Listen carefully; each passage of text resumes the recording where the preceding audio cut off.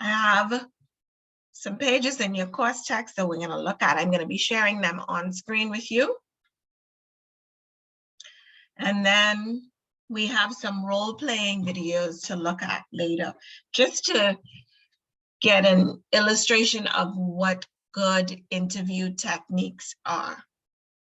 Those of you who may be looking for new jobs in the future, looking to advance your career in some way, or some of you may just be making a lateral move, all right? But how's it going? I haven't done a temperature check since the early weeks of the semester, and our time is winding down. We have maybe 5 weeks left, I think, 4 or 5 weeks. Next week, I'll be able to give you information about your final exam in terms of when it is and where it'll be held. I don't want to assume that you're going to have a virtual final because this is a virtual class. I'm going to find out from the BIF's office what they would prefer and give you information about that next class. Any questions or comments? Any concerns? Things that we need to cover before the end of the lesson so that I can incorporate it into the syllabus? Speak up if you have any particular concerns. Otherwise, I'm going to move on to our lesson plan for tonight. Right. I just had a quick question about the group assignments. Mm-hmm. Is it a specific time frame? Like, is that like long? I think it's 8 minutes is what I said on the syllabus. I want to be clear though. So let me pull up the syllabus. I don't want to give you the wrong information.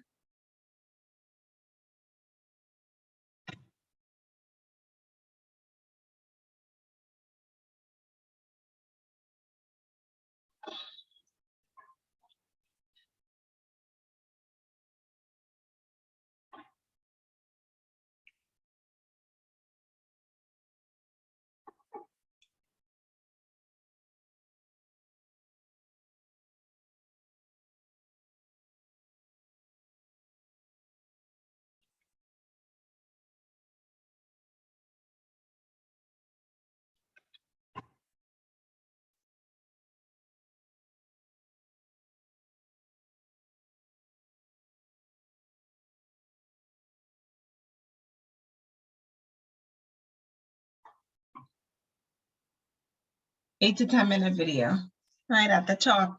I sent this syllabus to you at the very beginning. If you didn't get it, let me know. I can resend it. There've been some changes since I sent it by email. There's sort of been something that you got from me after our first class. I sent this out, but an 8 to 10 minute video. Now, that may seem long, all right? And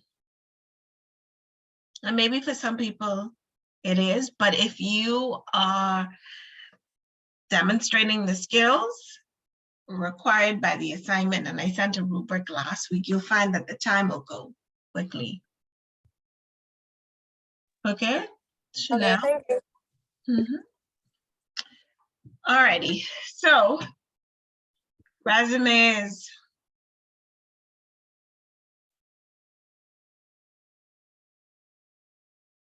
And we're also going to look at some samples. I want to pull up your course text. I have an electronic version of the course text that I am going to be sharing with you.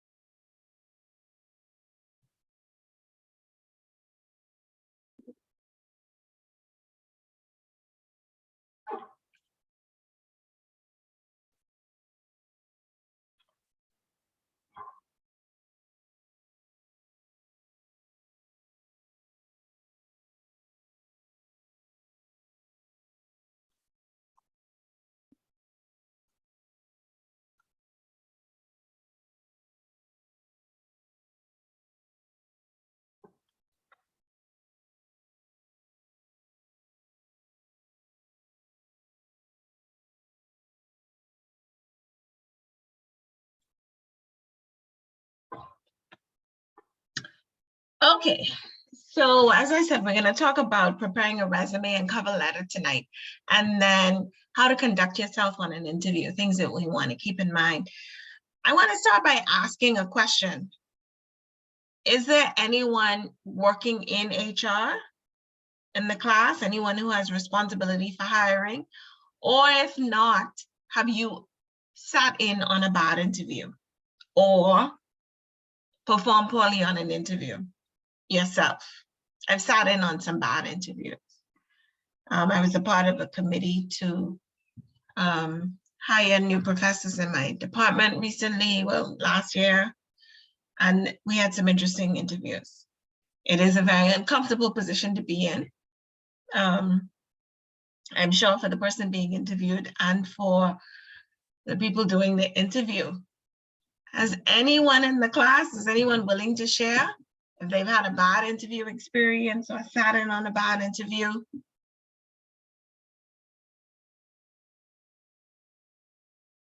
Anyone?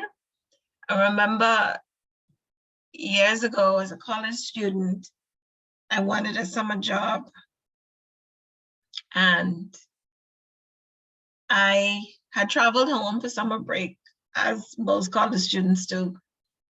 And the thought of spending the summer broke and relying on my parents for money was not appealing. So I said, okay, let me find something to do. And so a friend had told me that a local bank was hiring. So before I even got home, I said, all right, let me go onto their page, find out all that I can about how to apply. So I applied, and surprise, surprise, they called me. What I did not know was that I would have to do a practical interview. So they come in, they ask you questions, and I don't know what position I was applying for. I thought I would be hired as like maybe a teller or something. And I didn't intend to tell them that I only wanted a temporary job, right? Which was dishonest of me, I know. And they called me back for a position that I don't even think I had in mind. And a part of it was typing. How many words per minute can you type? So I did this typing test. And when I was in high school, and I went to high school at a time when you learned to type, you got a word per minute. And so when I left high school, my word per minute was like 30 something, 40 words. And so I put that on my application form that I could type 40 words per minute. Now, this is like 4 years since high school. I'm not getting the typing practice that I used to get. I failed that exam so poorly. There was a lady walking around the room, looking over our shoulders as we typed. And you know, any serious typist knows you're not supposed to watch your fingers. So I'm typing away. When I looked at the screen, pure gibberish. Needless to say, I did not get that job. I was beyond rusty with typing, but I left feeling as though I had misrepresented myself in some way. I presented well on paper, so they called me, but at the practical part of the interview, I did not represent myself well, and that stuck with me for a while. I felt, you know, that I'd let myself down. So we're going to talk about what to do on an interview, how to avoid that feeling. So the first thing I want to discuss, though, is what is a resume? Why is it important? How do we use it? It is a document that represents your education, your qualifications, your skills, your employment history, and your experience as it relates to a job that you're applying for. It needs to be clear, it needs to be concise, and it needs to be in a format that potential employers can read, interpret, and understand, because it serves such an important purpose. It, as I said, outlines your skills and qualifications. It shows a connection between your professional profile and the problem or challenge that the potential employer wants to fill. So anytime a job is advertised,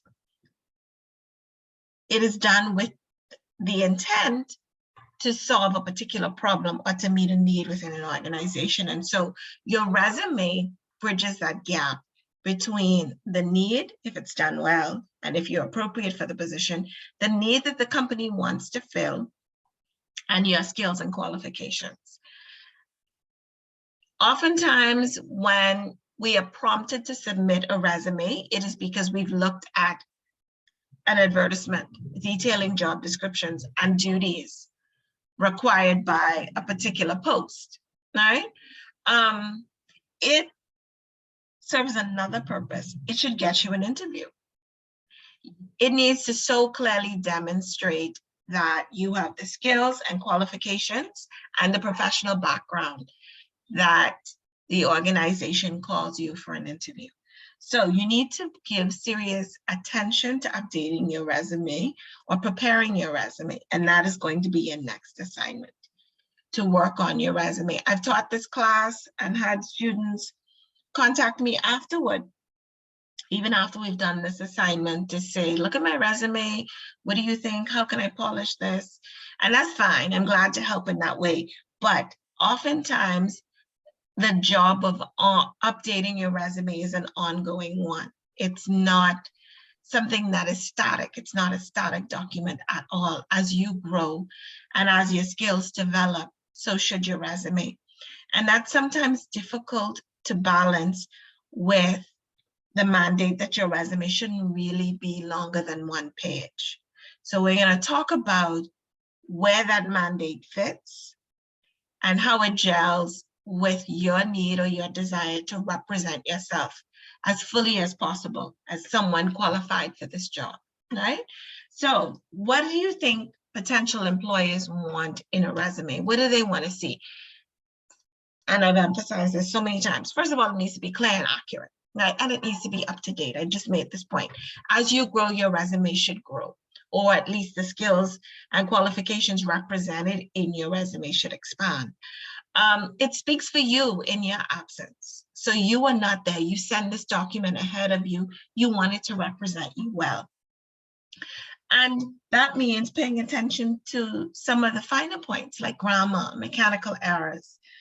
You don't want them to raise questions about your level of education, your attention to detail in your absence, because you're not there in person to answer these questions. Hopefully you get the interview and can do that later. But before you even arrive, be aware that the resume is a representation of you. If it is riddled with errors, if it is not well put together, then any potential employer is going to be concerned about the kind of work you are going to produce. If we hire this person, will they be a good fit? Will they be the best fit for this position?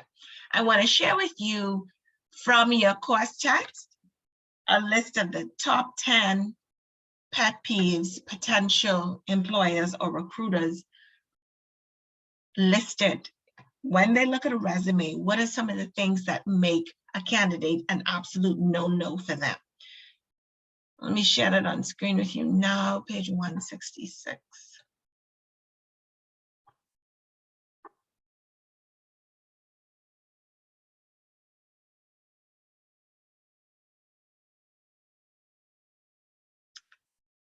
I make this bigger.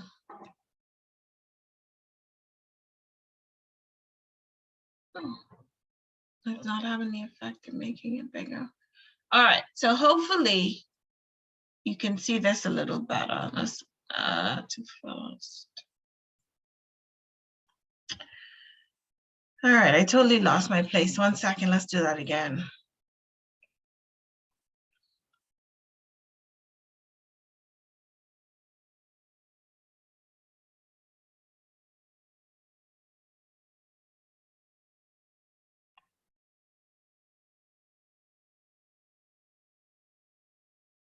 There we go. Is this large enough for you to see? I'm looking at a figure in your course text. It's from page 166. And it lists the top 10 pet peeves for recruiters. At the very top, you wouldn't expect it to be at the top, but at the very top, spelling errors, typos, and poor grammar. Why do you think that would be number one, as opposed to someone not being fit for the job, or resumes that are too long, longer than 2 pages. Why do you think spelling errors, typos, and poor grammar would be at the very top of the list? Maybe because communication is the primary thing that's needed. And if you're not a good speller or you have poor grammar, your communication may be off. That's a part of communication is very important in business. We tend to think we only need to be good writers and good at English in an English class. No, it is the one course, I think English and math, that you need no matter what course you're in, no matter what profession, you're going to need to communicate well. I would say more so than even math, you need to be a good communicator. So yes, communication is vital. But I think there's another reason it just ticks recruiters off. It suggests a level of carelessness, and it's easily avoidable. Like, you have so many tools today to help with spelling errors, to help with typos, to help with poor grammar. Applications like Grammarly, Word will also do spell check for you. When your document is sent to a potential employer and it is riddled with errors, it suggests you didn't take this seriously enough to make sure this was on point. And these kinds of things are avoidable, easily avoidable, with some attention to detail and time and effort on the person preparing the documents part.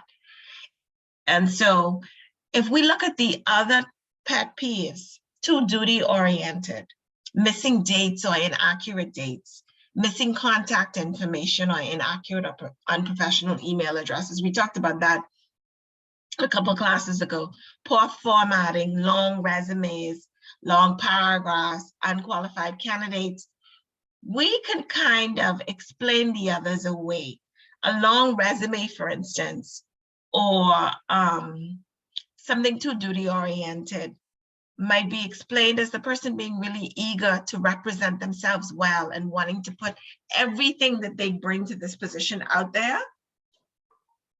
Long paragraphs, no bulleted points, things like readability, but they require more finesse from you, greater level of skill than spelling and grammar. Those are basic. Those are things we learn in grammar school, right? Primary school, from a young age, we're taught your subjects and verbs should agree. You're taught how to spell words. And so people have very little tolerance for it as we get older, right? We tend to think, no, you should be past this era at this point. And so it is number one. I was surprised to see it at the very top, but we could imagine why, right?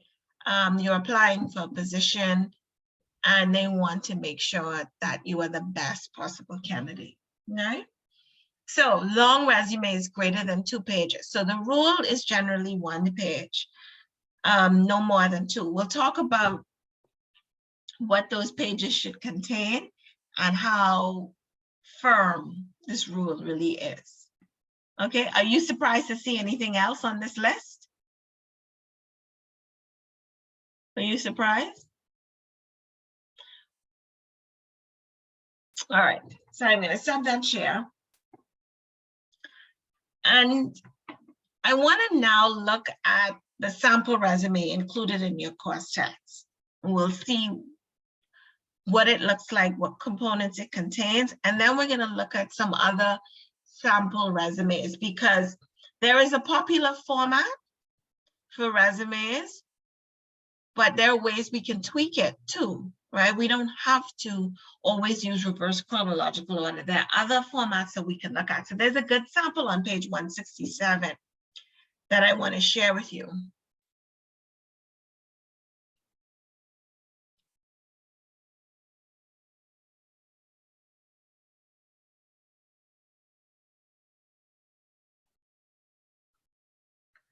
Now, this is several pages long. This is a reverse chronological resume. I'm going to give you a minute or two just to look at what's on screen. Can everyone see? Let me see if I can make it even bigger.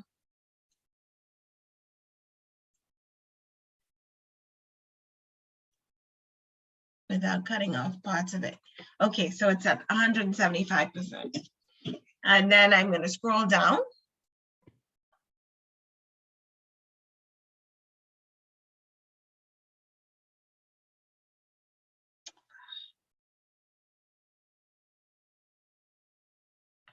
This computer screen is so sensitive. I think I'm going to use the touchscreen feature rather than the mouse. There we go. I have better control doing that.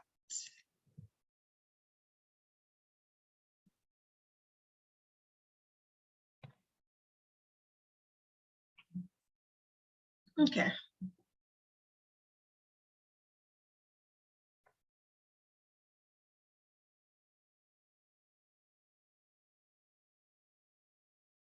We see the name of the person, right? This format, and I've used this format before. In fact, this is probably the format of my resume right now. You have the contact information off to the left margin, and I'm using the word resume. In other settings, like I would put together a CV, not necessarily a resume, but my CV follows this format. And then it begins with education. Now, what is the rule? We're going to talk about this in a bit. How far back should your education go? What should you include? Is it college, high school, primary school, employment? Notice that this is user-friendly. You have subheadings in bold. You have the most recent teaching experience first, right? And the position in bold to draw the reader's eye to it. You want to make your document user-friendly in that way.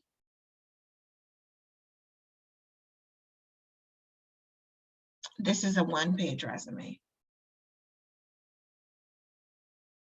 Notice the use of bulleted points. I thought this was a multiple page sample. We're going to look at that later. And the reason you don't have long paragraphs is because, one, it's going to make your resume far longer than it needs to be. And also it's going to impact the readability of your document, right?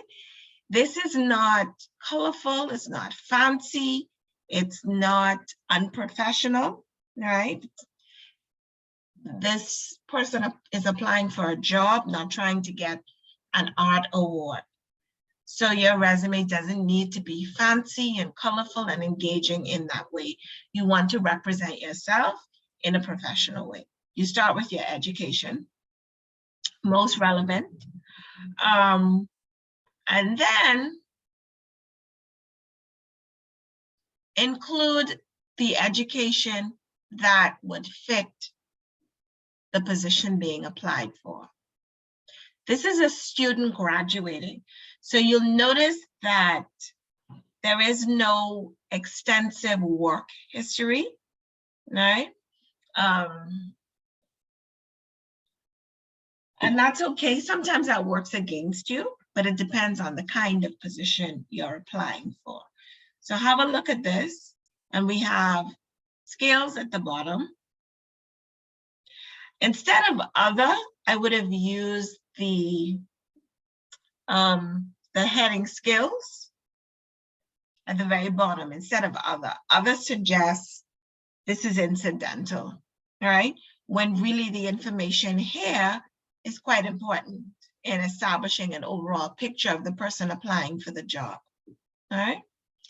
Notice that verb tense is appropriate to what is being described. So for past positions, past tense, processed, maintained, produced, and action verbs are used, right?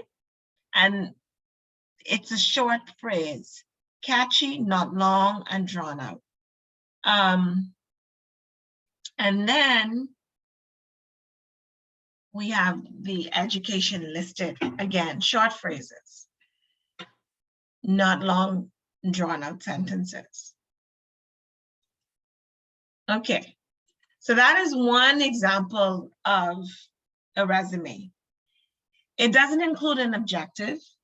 You notice that.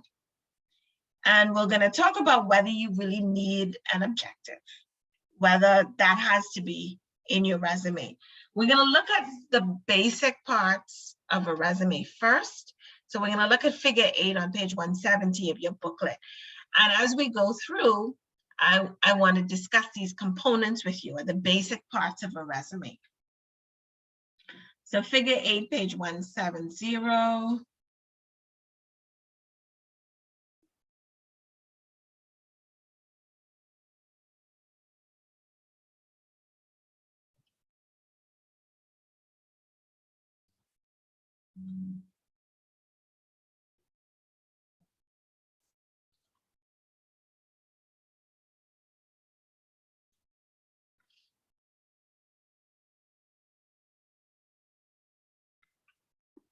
You should all be able to see my screen now. Basic resume content, or parts of a resume. What do recruiters expect to see? What do they need to make a determination about your suitability for a job? Can everyone hear me? I'm getting an internet unstable message. Can everyone hear me? Let me stop my video just to give it time to catch itself.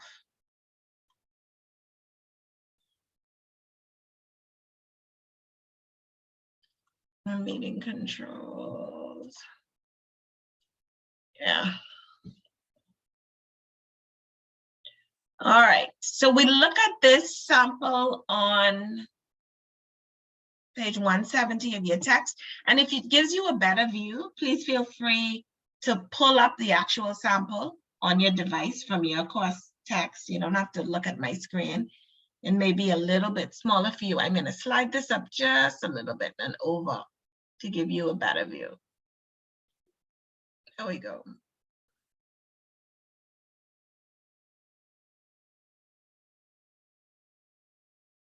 So the basic components of a resume. You need your contact information, of course, your education and your work experience. How do they reach you? What training do you have for the job?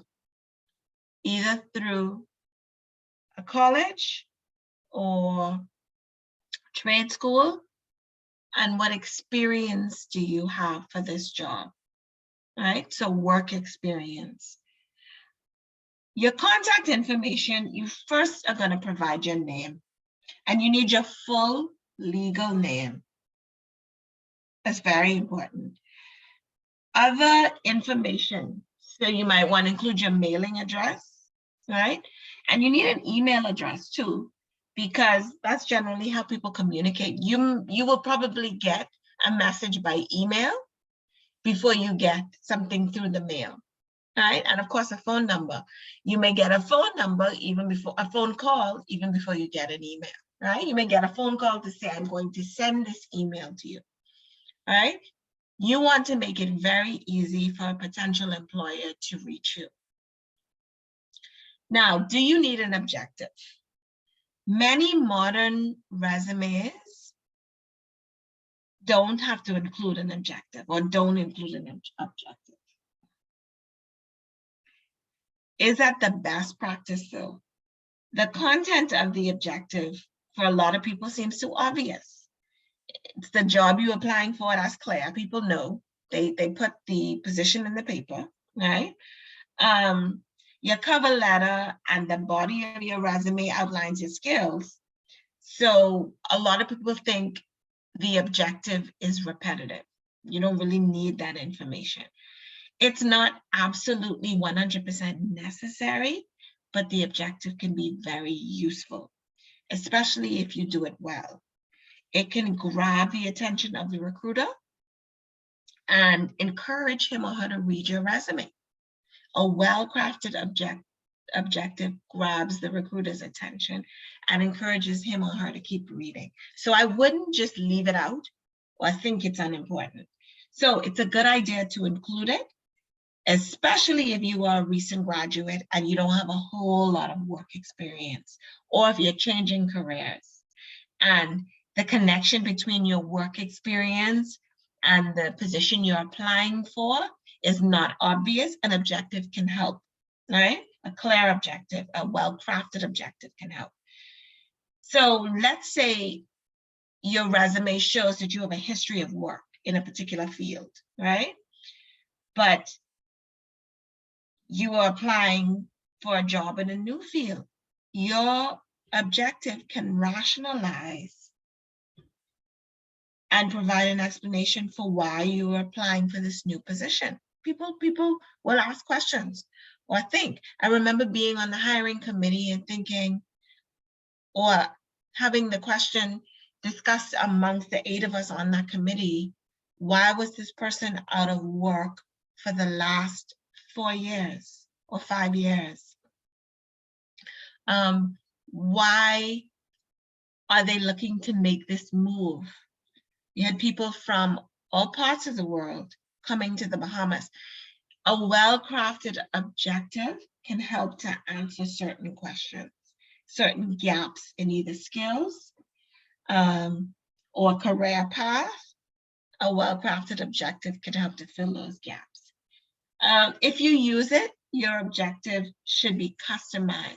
Don't have something standard or broad or vague, right? It should clarify exactly how you're going to develop this organization, help it when you arrive, when they hire you. How are you going to help it achieve its goals? It doesn't need to be long. It doesn't need to be wordy or drawn out, but it has to have impact, right? So some sample objectives. Listen to this as a sample. So imagine you're applying for a job at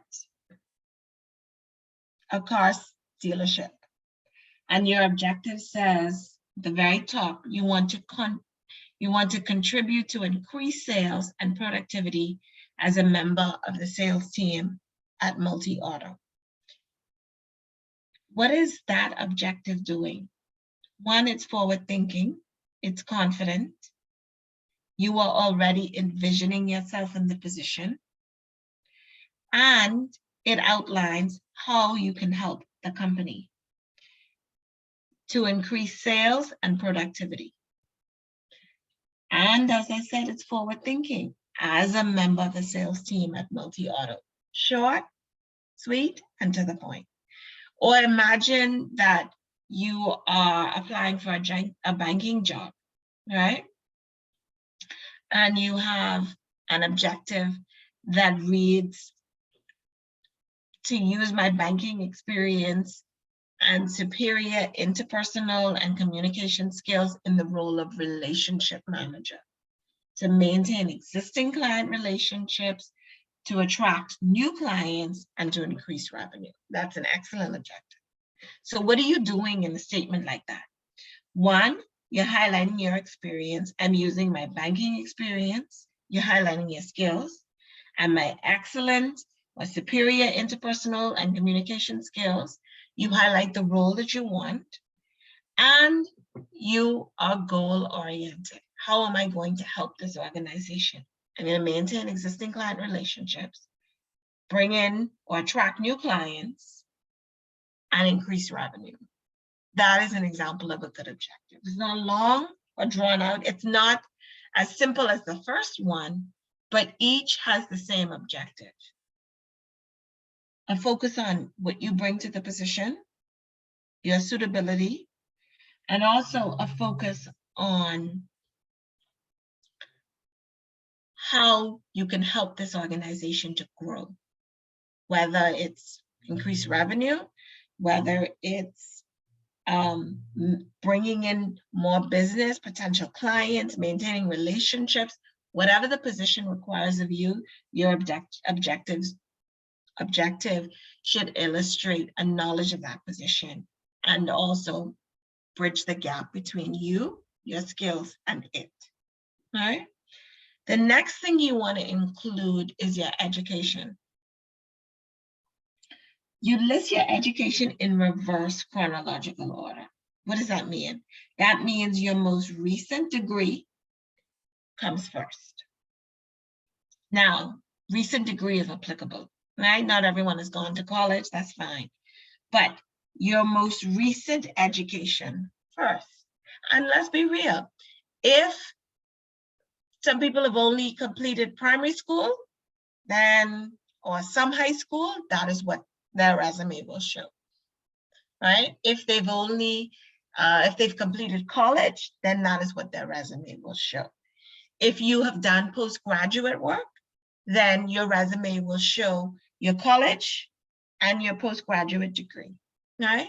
If you have completed college and high school, that is what your resume will show. You don't need to go back to primary school in that case, right? So the more education and experience you have, you list the most recent, most applicable, right? If appropriate, you want to give your GPA, your grade point average. You list the school, the degree, and if applicable, your grade point average. Some jobs, depending on what you're applying for, will ask to see your transcript, right? A lot of positions have the luxury of, a lot of people applying for different positions have the luxury of just presenting their skills, qualifications, their degree, right? In other positions, you actually have to include your transcript showing the courses you've taken, the grade you've achieved, right? What positions do you think might have that stipulation? Think about it. When is it not enough to just send in a copy of a degree, but you have to do more? You have to show that you have excelled in this particular area. When do you think that's important? They want to see the actual transcript.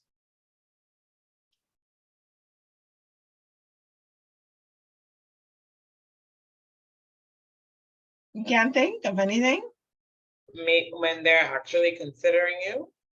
Right, when you're applying for a job, I was saying, a lot of times when it comes to education, on your resume, all you're required to do, if you have a college degree, you just send in a copy of the degree, all right? If you've excelled, you may want to include your GPA and certificates, awards. If your resume doesn't have more education than a high school diploma in particular, you become more expansive in the information you provide, right? You give more information to establish yourself as an excellent student at high school, particularly if you've not completed college education, if you don't have a degree. I'm saying that is the norm, right? You're not usually asked for anything beyond a degree, except in some positions.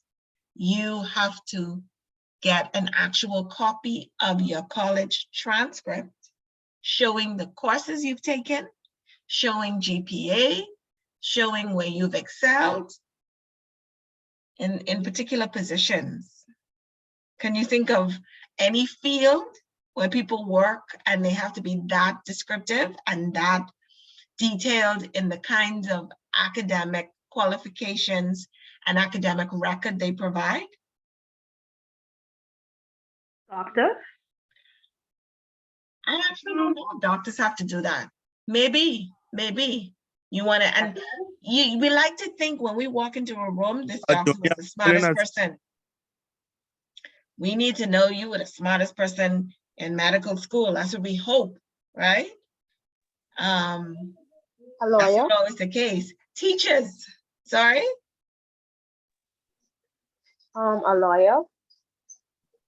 I don't even think so. I don't know. You have to, but now here's the thing with doctors and lawyers. You have to go through so much postgraduate work to get the position. For instance, they don't just get a 4-year degree and then move into the position. You have to then be called to the bar. That involves more study, and the same is true for doctors, right? And so I don't know that they have to actually produce a transcript, I'm not sure. But what they do have to do is after they finish their first degree, they then go and a lot of them go on to specialize. Before that, though, they do their rounds and they do their internship. And so there is a lot of study involved. But teachers, they actually want to see that transcript. What grades do you want to teach English? Okay, send us your transcript. Let's see what kind of English grades you got. And a lot of times that makes the final decision, right? Is this person hired or not? And so you have to submit additional information, particularly if you're entering the field of education. You have to produce a very detailed academic record, right? To show that you've excelled. And not just you want to be a warm body in the classroom, right?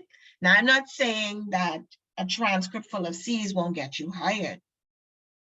In some cases, it may not. But I do know that for teachers, you're required to bring in really detailed academic records, get that transcript from the school, and show what courses you excelled in. It's also how you are assigned to courses as well, right? It's also how you're assigned to teach. Yeah, you have a particular major, but for instance, to give you an example of my career field, rhetoric and composition, literature, linguistics, there are many fields. And so the courses that you've taken determines, and your aptitude in those courses determines what you then go on to teach in the classroom or what courses you're assigned, right? Okay, but we digress a little. I was just sharing because I find it so interesting how hiring is done for different professions, how training is handled, right, or regarded for different professions. So I'm going to repeat what I said about education. You list your education in reverse chronological order. Your most recent degree, if you have a degree, that comes first. Your school, the award or degree that you got, your grade point average to demonstrate your success in your chosen field, and it may also be a good idea to highlight coursework that directly relates to the position. Again, that depends on the level of education, right, and the position you're applying for. That was the last question I asked. And then work experience. Let me move this up a little bit.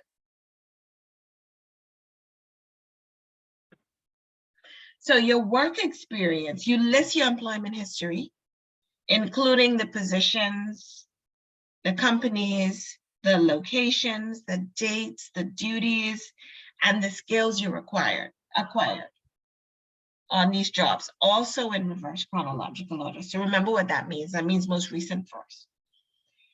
This is the format, the reverse chronological format is preferred by more than 90% of recruiters. It is the most popular, but we're going to look at several other formats. You may use short descriptive sentences or bullet points. Emphasis on short if you choose to go the sentence route, but don't use both. So don't mix it up. If you have worked for 4 different companies, don't list your duties and responsibilities for one company using bullet points and then switch to short sentences for the second company. Don't do that. Choose one format throughout. Be deliberate in how you highlight your work experience as well, right? When you apply for a role in business, for example, you emphasize responsibilities relevant. So do you have experience with preparing budgets, Are you good at teamwork? Are you good at supervision? Did you have experience or some supervisory capacity? Did you serve in some supervisory capacity before that? Are you exceptional at customer service? Don't exaggerate your skills, but highlight those that you think will make you most suitable for the job. Don't do what I did on that job interview, right? Master typist, and then didn't get the position. If you're applying for a position as a bank teller, do you have experience with cash? Do you have particular experience? Sorry. Thought my phone was on silent. Do you have particular experience with reconciliation? Again, a bank teller is responsible for interacting with customers. So are you exceptional at customer service? Emphasize the skills that make you best fit for the job. And then your references. So some recruiters, some HR professionals feel like the objective, which we talked about earlier, the resume, the references, sorry, at the bottom of your resume is kind of outdated. You don't necessarily have to do that. In many cases, it's enough just to prepare a list of references that you can provide if you're asked for it, right? If you choose to include references in your resume, make sure these are people who are going to speak highly of you. And that seems basic and obvious, right? But don't assume. And don't assume that the potential employer is not going to reach out either. They will. So make sure you choose people who will talk you up and speak very highly of you. And also be assured when you put those references, that reference list together, the recruiter will reach out to those people. What is the rule about length? So try not to make it longer than 1 page. Try, but don't shortchange yourself. Don't cut out skills and experience most relevant to the position. Valuable experience that could help you just to keep your resume to 1 page, right? If you need to go to a second page, go to a second page. Represent your years of work, represent how you were best suited for this position, and worry about the page length after. Now, 3 and 4 pages, no, you're gonna need to cut that down. Most people aren't gonna look at that. But if your resume is 2 pages and it is compact and it represents you well, the 2 pages is really not a big deal, right? Don't cut out good experience, valuable experience, just to keep it to 2 pages. And then your skills and experiences. So language, computer skills, special skills. Some people list extracurricular activities. If you find that to be relevant, it can help you seem well-rounded, right? But don't forget to list these. So you are really good with Excel and you have particular aptitude with the computer or some computer training courses and experience, you list it on your resume, okay? All right, so don't forget the most important parts, your contact information, your full legal name, your address. Don't forget email address and phone number. People will probably use those more than anything to reach out to you. Your education in reverse chronological order, work experience next in reverse chronological order. Your references, put together a list. They don't have to appear in the resume, but have it ready in case you get that call, and make sure you chose people who will speak well of you.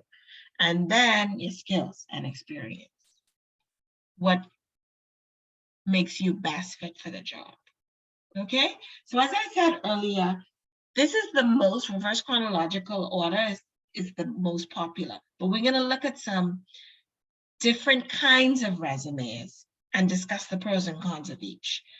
We're gonna look at the reverse chronological again, just to give you another example of that. A functional resume, a combination resume, a targeted resume. I'm gonna stop this share and I have some samples an email that I'm gonna pull up.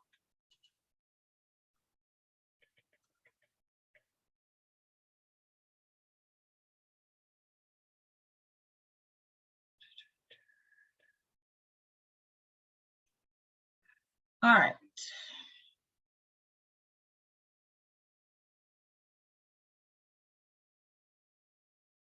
So the first one is reverse chronological.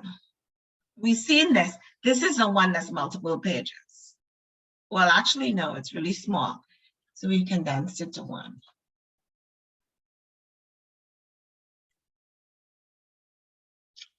Let me stop this share. I thought I had downloaded it.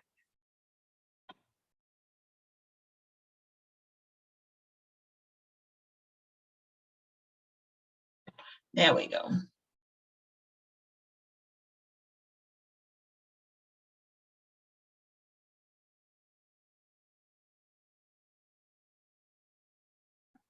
I'm going to make this bigger.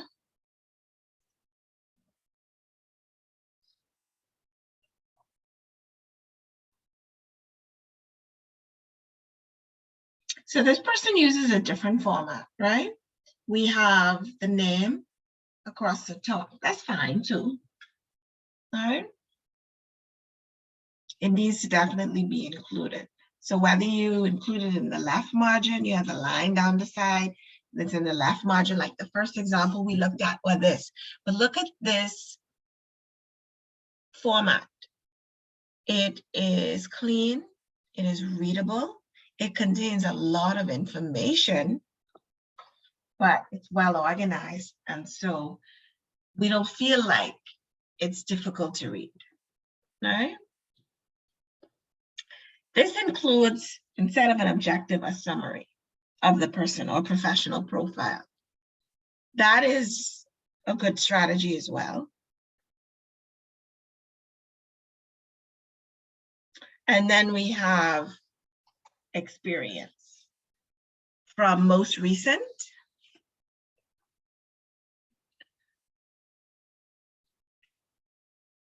to the oldest. So from 2017 to 2012.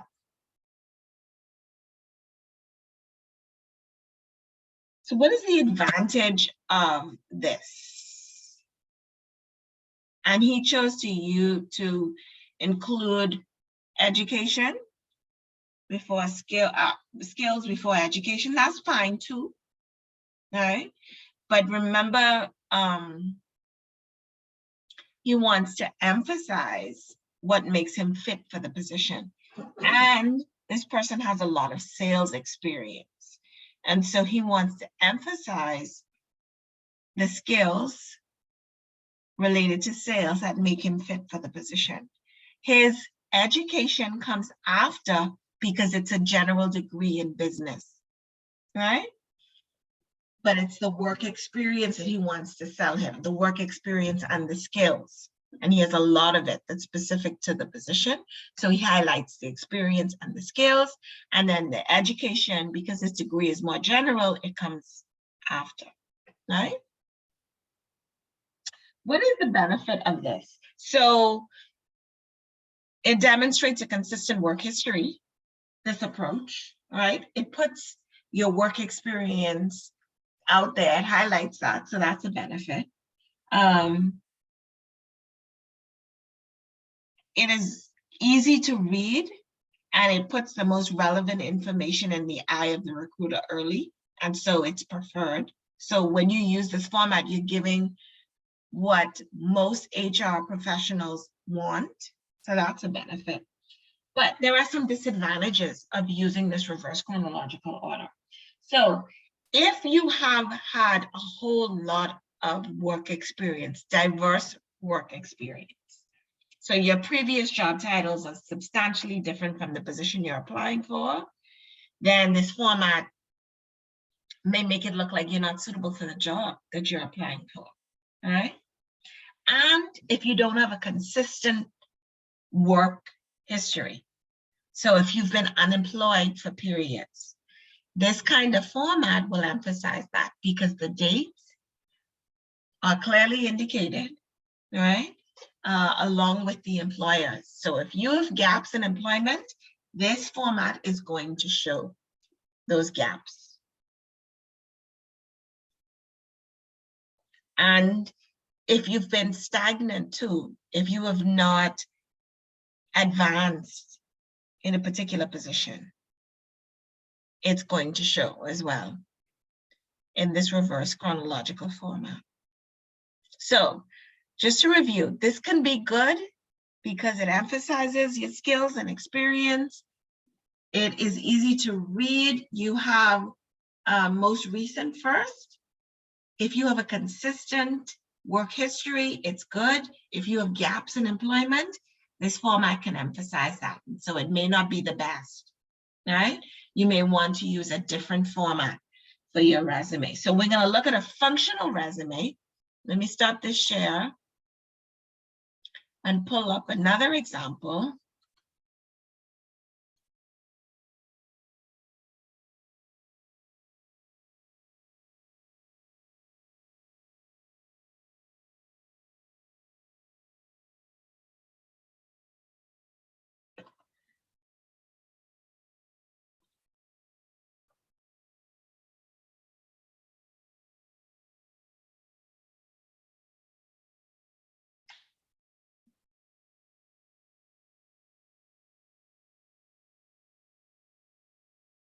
All right, so let's enlarge this. So this is a functional resume. What does that even mean? Another name for a functional resume is a competency-based resume. This focuses on skills and experience rather than work history. I'm going to repeat that. This competency-based resume focuses on skills and experience instead of work history. We have the contact information at the top. That's very important. But we don't begin with employment and employment history with the dates, right? It demonstrates the skills that can be linked to the job the person is applying for. It has your most important work experience. And so that is a benefit. The problem though, is people tend to associate this or use this format when they don't have a consistent employment history. They want to emphasize their skills because there are employment gaps. Let's say a mother took 5 to 10 years off, right? To raise her kids. And so questions might be asked, well, what were you doing in the last 5 years? You don't necessarily want to emphasize that you've been out of work for a while, right? So this format might be good. It's not commonly used, but it can be quite useful, right? Notice there are no dates, again, because there is no consistent work history or recent work history. So you may want to use a competency-based resume in that case. You're taking a long break from your career. This might be good. And this person is quite skilled and qualified, all right? Okay, and the benefit of this is it gives you the opportunity to use very detailed descriptions. Excuse me, sorry.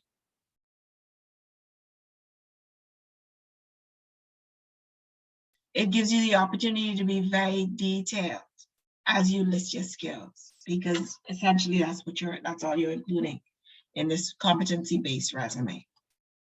All right, so we're gonna look at a combination, i.e. a combination of chronological and functional resumes.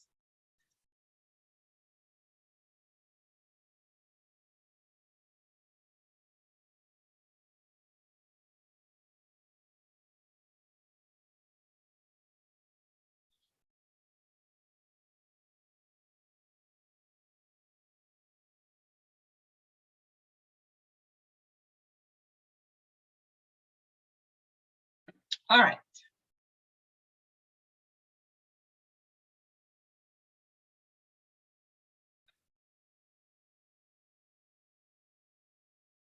So this isn't a great objective, by the way. Everything else about it is good. The format to me looks a little bit cluttered, but he was trying to make this fit one page, right? And this stipulation about the one page can create that. So remember, resist that pressure. Make it readable, even if it's 2 pages. Be concerned about that. So we have, in this combination resume, a blend of reverse chronological and functional. So this format, and it's a little bit blurry as I tried to enhance it. Sorry, this format highlights the skills you have, the most relevant skills. And it provides a reverse chronological work history, right? At the bottom. This is useful if you have a diverse employment history. So you have quite a few different kinds of positions and skills. So this person has worked as a teacher, this person has worked as a carpenter, a sports bike specialist, a package expediter, a bank associate, quite a diverse work history. The benefit of this kind of resume, though, is it allows for an emphasis on the skills and training, and it also includes the work history, right?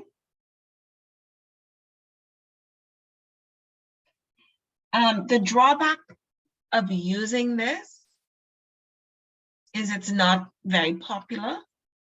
We talked about the most popular format, and it's a lot longer. It looks cluttered, right? It's like you're trying to include quite a bit of information, and it can be a little bit repetitive too.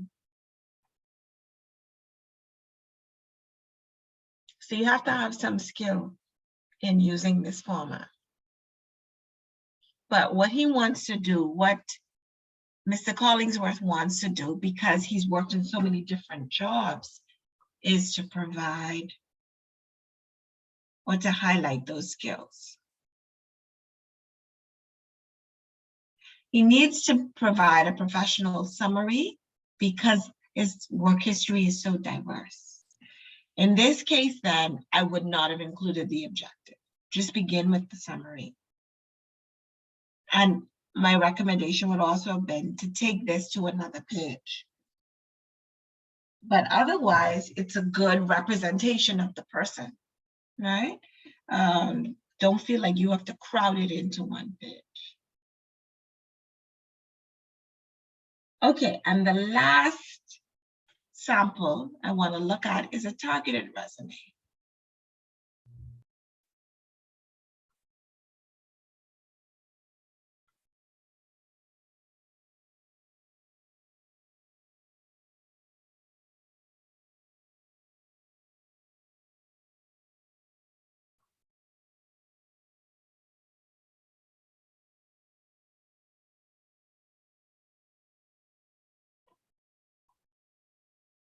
So a targeted resume is something more custom, right?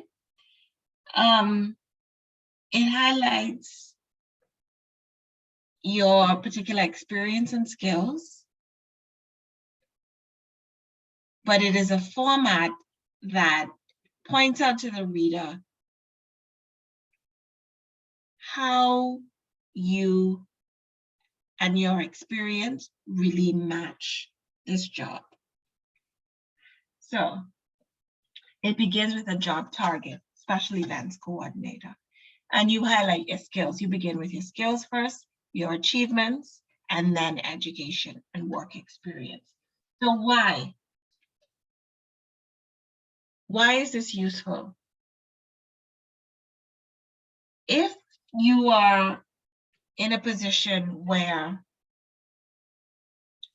again, you have a degree that doesn't necessarily match the position you're applying for, you don't want to necessarily emphasize that first. You want to focus on your capabilities and achievements and connect them to the position. This person has training in speech communications, right? Which I guess the argument could be made that, that's important no matter what position you're in. But something like this requires a careful analysis of the job announcement. And so you want to look for those keywords and phrases and plug them into your resume. Pull out keywords and phrases from the job description. If they fit, remember, you're not exaggerating, right, or misrepresenting yourself. But you want recruiters to see right away how you are connected and you're able to meet their organization's need. So this is a custom document. This would take some time and careful study of the job description, but it allows you, once you've done that, it allows you to highlight your achievements and capabilities for the job target. Okay, so those are the 4 samples. So we looked at the most popular, which is reverse chronological. We also looked at a functional resume, which is also called a competency-based resume. The combination of the two, reverse chronological and functional, and then a targeted resume, right? That is targeted to a particular position and you emphasize the skills that make you fit for that position, not so much your education.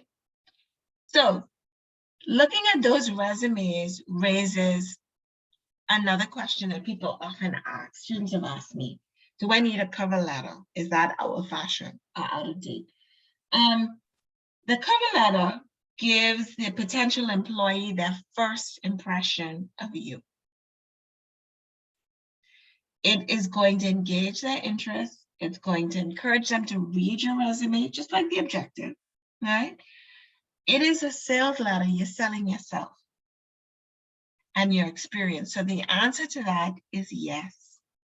Include a cover letter. Don't think it's out of date. Don't think it's old-fashioned. Don't think it's unnecessary. Absolutely include a cover letter. It is typical to include a cover letter with your resume, and before you start writing it, do some research on the company. Why do you think you want to research the company?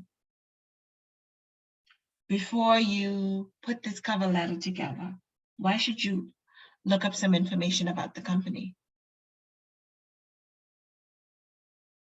and the job you want? You need to do some research. Why? I said it a few minutes ago. If you're able to do that, if you have some information about the company, it's going to help you when you get the interview later, but it's also going to help you in your cover letter.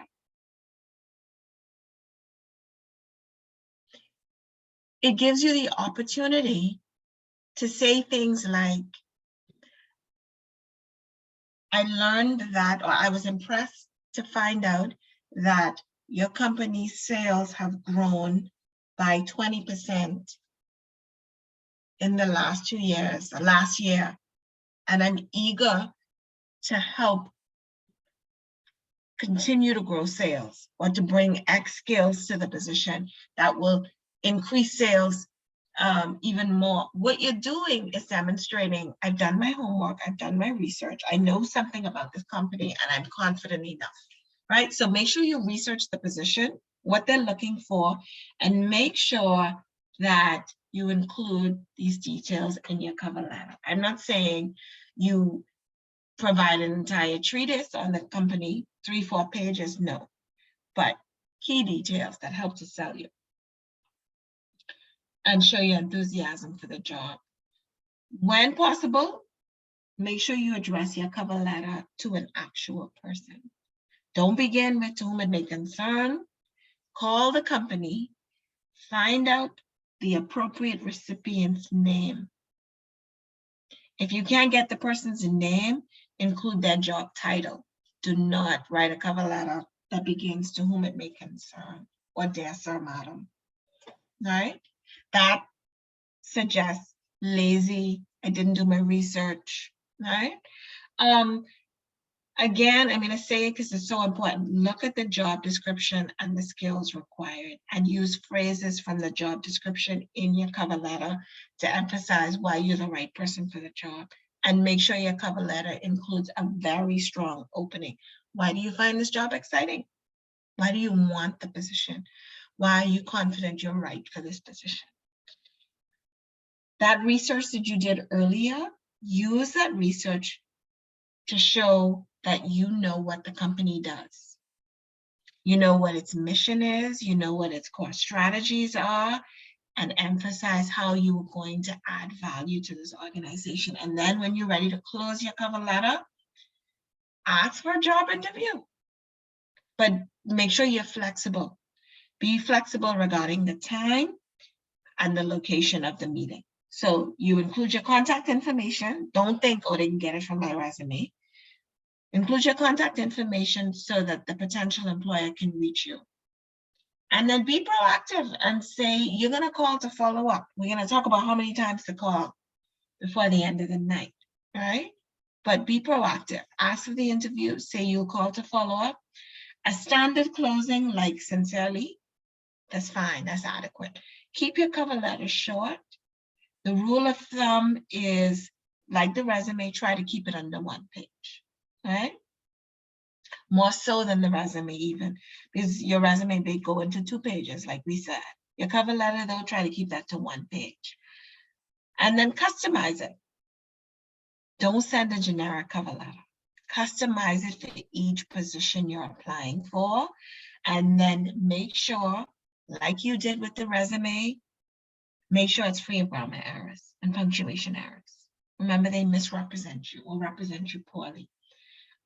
There is a sample on page 182 of your course text. There's a sample cover letter. I'm going to share that with you, just so we get an idea of what is good in terms of a cover letter.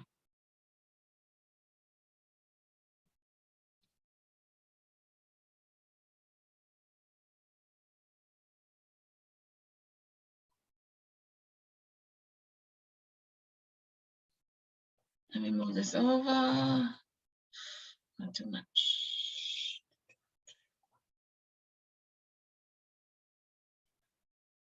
Okay. So we have a sample cover letter. Use appropriate formatting for the letter.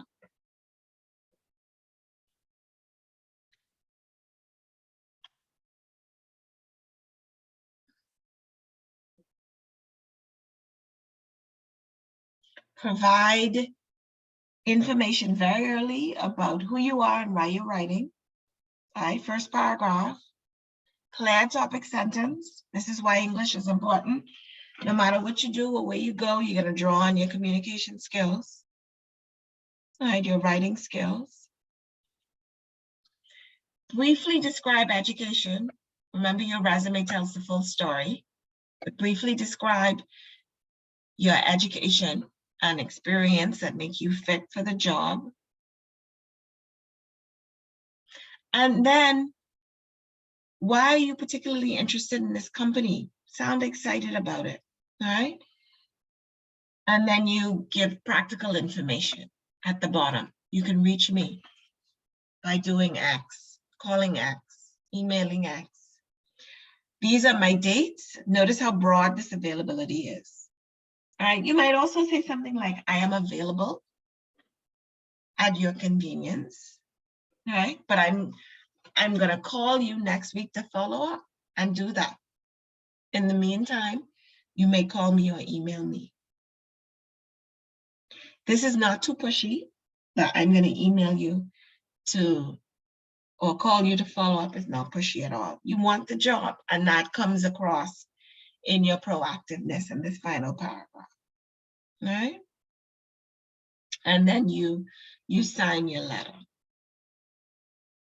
So please don't think this is old-fashioned. You don't have to do it. You absolutely should include a cover letter.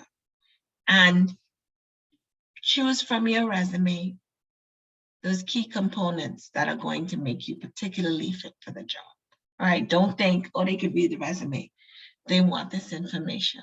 Yeah, but they're gonna read the cover letter first and then decide they want to read your resume.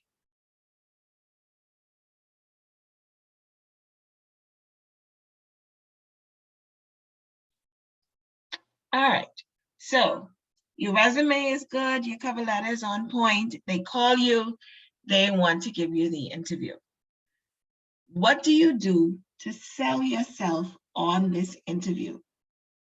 How do you represent yourself in a way that makes you the best person for this job? No doubt, in the recruiter's mind. This is where your potential employer is going to get a feel for you, right, in person. They determine there whether or not you are fit for this organization, right? And they're also going to be looking to verify the accuracy of the information that you included in your cover letter and in your resume. The interview is good for the recruiter, but it's also good for you, right? It's important for you. This is where you are going to learn more about the organization you are applying to. And you can also determine if this is someplace you want to work, you really want to work. Is this the right fit for me? So don't think the interview is all about the recruiter. The interview also helps you, right? Or can be useful for you.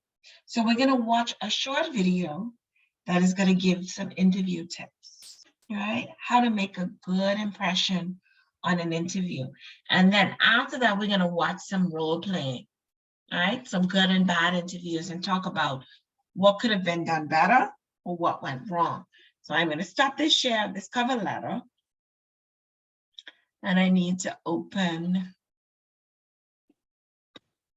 this video link.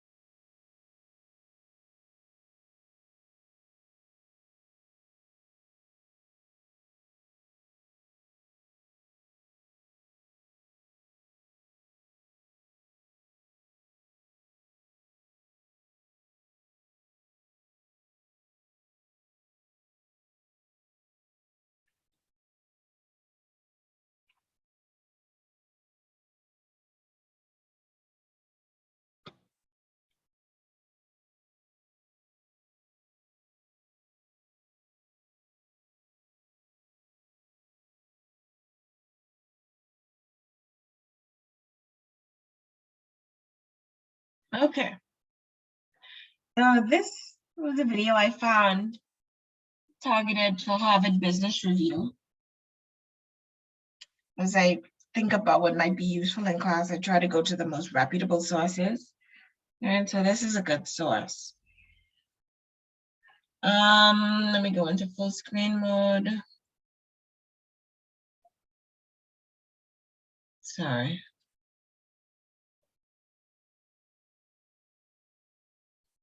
Okay. For whatever reason, it's not letting me get into full screen mode.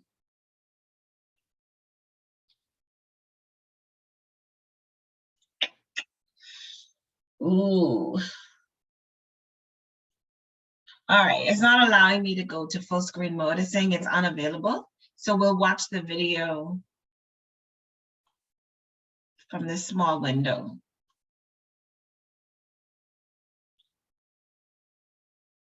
Sorry.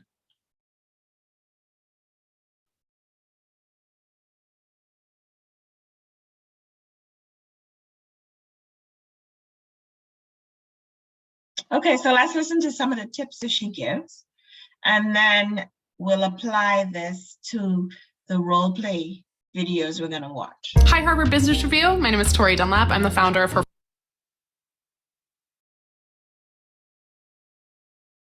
Let me turn my speakers up even higher.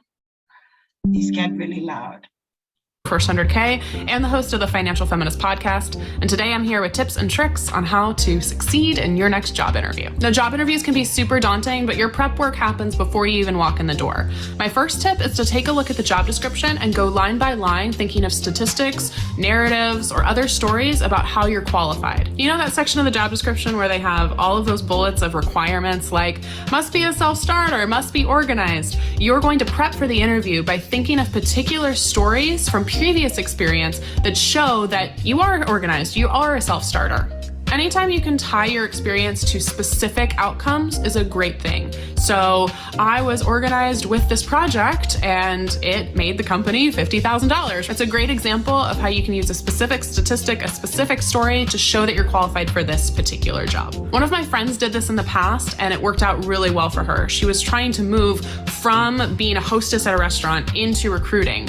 And she didn't have any recruiting experience on paper, but she could cite particular instances where she had the skills needed to be a recruiter. So again, things like organized, self-starter, was able to work well with people. She could use stories or particular instances where she exemplified those skills in the food service industry and could transition those into working as a recruiter. So she got the job. Most hiring managers are going to ask you questions based on this job description. So if you prep with the job description, you already have your answers. You know what to say. Number 2, you're going to get asked about either your current salary or your salary expectations. And this always trips people up.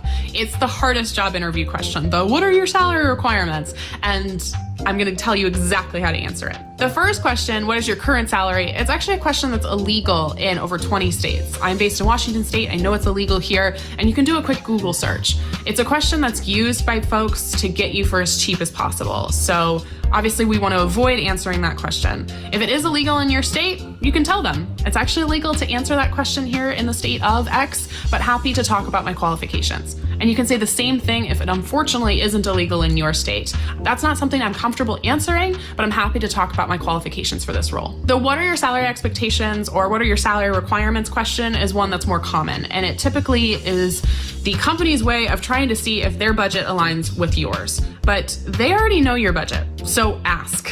You can say something like, I actually don't understand the full scope of the role at this point in the process to accurately price myself, but I would love to know your budget. When I've been on job interviews, that has worked. 9 times out of 10, they will tell you their budget, and then you can say if that aligns with you or not. The reason we don't want to give a number first in either scenario is we don't want them having power in that way. I've seen many a client go into an interview, give a number first, and end up quoting a number that's $10,000, $20,000, $50,000 under what the job was actually going to pay, and we don't want you losing out on that money. My third and final tip, always ask questions at the end of a job interview. There is nothing worse than when the interviewer turns the table and says, do you have any questions for me? And the candidate says no. It shows you're not prepared, it shows you're not interested, and frankly, job interviews are as much for you as they are for the company. You are trying to figure out if this organization, if this particular boss, if this career move is something that's actually going to be beneficial for you. So by denying yourself a chance to get more information, it's not only a huge red flag to the company, but you want this information. You want to see if this company is going to be a good fit for you. Here are some of my favorite questions to ask. How do you measure success, particularly for this position? This is a great way to get a plan together for your first 30, 60, 90 days. You know exactly what you need to succeed in order to stand out and in order to eventually get a raise or get promoted. You will also then know if these metrics are realistic. I've been on job interviews where the description of the job was very different than what my boss or potential boss was actually expecting me to do. Do you have to stay late every night? Do you have to make the company millions and millions of dollars, right? Having an outline of what these expectations are is going to be your best toolkit for success. My second favorite question, how do you help your team grow professionally? This is a great opportunity to see if this company is committed to developing you as an employee. Plenty of companies offer what they call education stipends. They'll give you maybe a couple $1,000s to take a course or attend a conference. These are great ways, of course, to not only benefit the company, but also benefit you. You can take these skills into your career if you don't stay at this position forever. And the third and final question, what is the salary and performance review process? You want to know that there is a process. One of my previous jobs did not have a process whatsoever, which meant having to constantly advocate for myself and constantly ask for feedback. We want to know that the structure's in place for you to get good and consistent feedback. We don't want you having to email your boss every other day and ask if you're doing a good job. It's also going to be more likely that you get a raise or get promotions if that salary review process is already in place. Ultimately, I want to remind you again, job interviews are, yes, to figure out if you are equipped to do a job and to do it well. You're also, though, on a job interview to figure out if this position is right for you. Don't forget that. Okay. So that was a short interview, and she tackled some touchy issues, right? We think, should I ask them how much they're willing to pay for this position? Should I answer them if they ask me how much I make on my current position? How do I get around those kinds of uncomfortable questions? And what questions should I ask on this interview? One of the worst things you can do in going to an interview is not asking anything at the end of the interview. All right? It's bad, like coming late. It's bad, like being improperly dressed. It's bad, like not being able to represent yourself well or articulate your skills. Sitting there at the end of the interview and being asked, do you have any questions for us? No, I don't. It's just as bad. And so you want to think of questions. And she said, good questions to ask. What professional development opportunities are there? Or how do you support employees' professional growth and development on this job? It suggests, one, you're concerned about your own development and how you can complement the company in that way through developing yourself, right? And if you're asked about salary, ask what's their budget. Don't undersell yourself. Don't say, oh, I do it for 50,000 when their budget is 65 or 70, because they will pay you $50,000. They will offer you $50,000. So pass the question back to them in a respectful way. Can I ask what is the budget for this position? And they will tell you. I hesitate to think that any recruiter is going to lie, right? They will honestly tell you what the budget is for this position. And if you're in a position, I had a friend who recently did a job interview and he was asked for his desired salary. And he said it quite boldly and confidently. And they said to him, well, no, that's a little bit more than we had budgeted for this position. The range is from X to X. And then you have the information that you need to make a decision. Am I willing to work for that? Right? Don't think if you say, oh, I want to make $80,000 and their budget is only 60. Don't think you're not going to be offered the job. They will offer you, if you're a good candidate, they will offer it to you based on their budget. So don't be afraid to say what your desired salary is. Be reasonable. Do some research first. What is the range for this position? All right? It can't be a position that pays $30,000 a year and you walk in saying, I want to make 90. You're going to get the look. Like, okay, you didn't do your research, right? So be reasonable, do your research, find out the range, and then speak up when you're asked, right? Almost anyone working anywhere will tell you, you negotiate on the way in. That's where you get your money, on the way in. After that, performance and incremental raises. It's going to be really hard to get a big leap or jump in salary once you've been hired. So be open, all right? At the interview. Don't be arrogant and try to get triple, all right? Or request triple. That's not going to happen anyway, but be reasonable and speak up. Okay, so we're going to look at some interview role playing.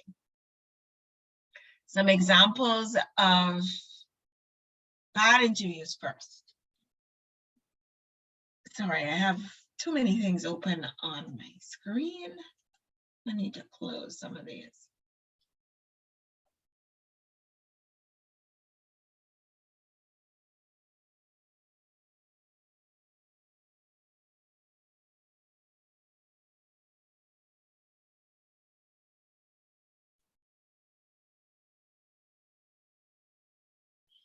So we're gonna watch 2 examples and then talk about them. Did they go well? If not, why not?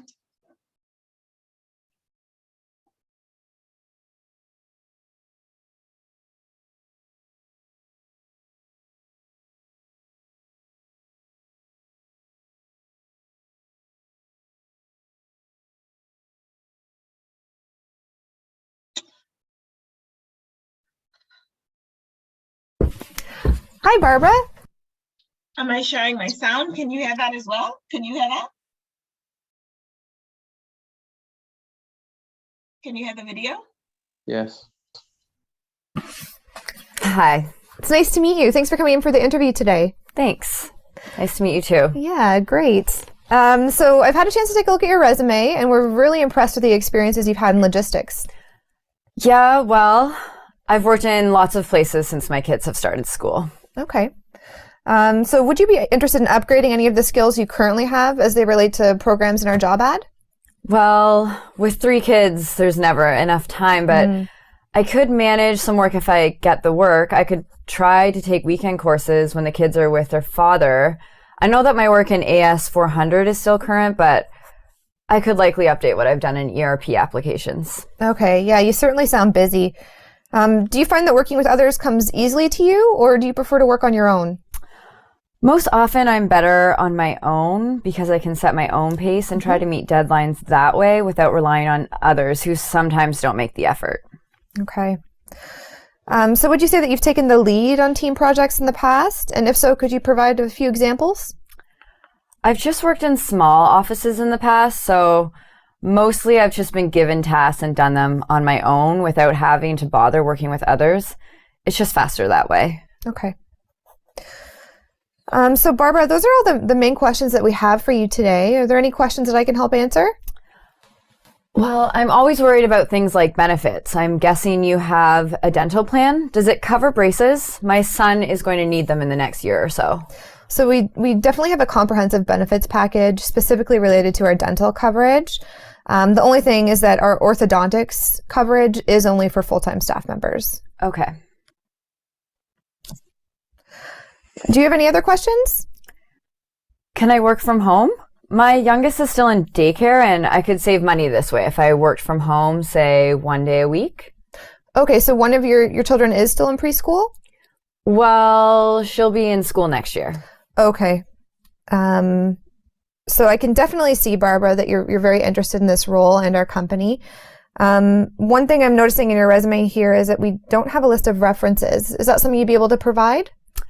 I don't know if my most recent company has anyone in HR who can help, but the company I worked with before I had children, I'm still in touch with them. Okay, perfect. Any information you can provide on those recent placements would be great and would certainly be helpful for us. Any other questions? No, I don't think so. Okay, well, it's nice to meet you, Barbara. Thanks for coming in today. I'll be in touch in the next week or so once we finish up all of our interviews. Right. Well, thanks. I'd like to hear soon. Okay. Thanks, Barbara. Okay, so this interview was very polite, right? How do you think this went? What did Barbara do wrong?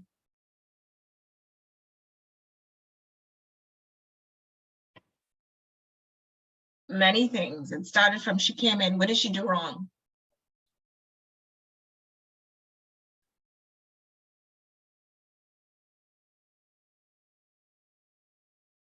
Hello? What happened to my class? She had bad body posture.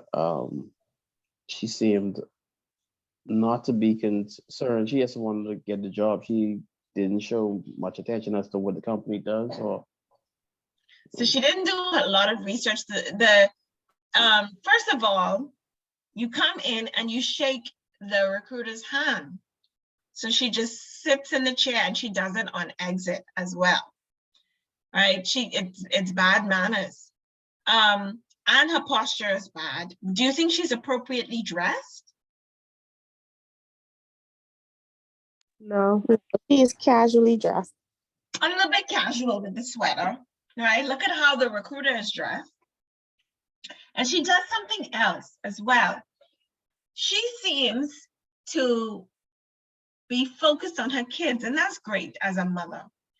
But from the very beginning, before she's even hired, it seems as though her having to raise her kids is going to interfere with the job. And you know, we could argue all day about how fair that is for women to have to make this choice or not make this choice. The reality is the reality, right? No employer wants to know that you will miss a whole lot of work because you have to raise your kids, even if that is your reality. You don't want that to come through so clearly in the job interview, right? She wants to know if she could work at home so she could save money. What else does she ask? My child needs braces. Do you have a plan? What kinds of questions does she ask at the end? Speaking of the braces, what do they suggest about her? She asks about healthcare, and what else does she ask about? Working remotely. Working remotely. And so she gives the impression that she's only concerned about how this job can benefit her, not how can she benefit. Even when asked, are you willing to upgrade? I guess I could do it. Yeah, I could do it in this way. Even when asked, you have good resumes? Yeah, I could, good references? Yeah, I could reach out. I'm still in contact with them. I don't know the person in HR at my last job. Really? Why don't you know the person in HR? Or find out, right? What will they say about you? So she does several things that show bad form. And as I said, the recruiter is polite. They will likely be in touch with her, but probably to tell her she didn't get the job, right? Another thing, and I think the next video that we watch is going to show it. I was sitting in on an interview for a family business recently, and it was basically a cashiering position.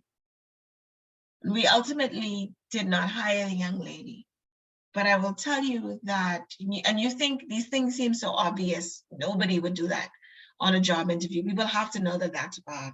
So she showed up, she was really late, like about an hour late, but she called and she explained that she had some challenges with collecting her kids from school. And so when she finally showed up, she apologized for being late.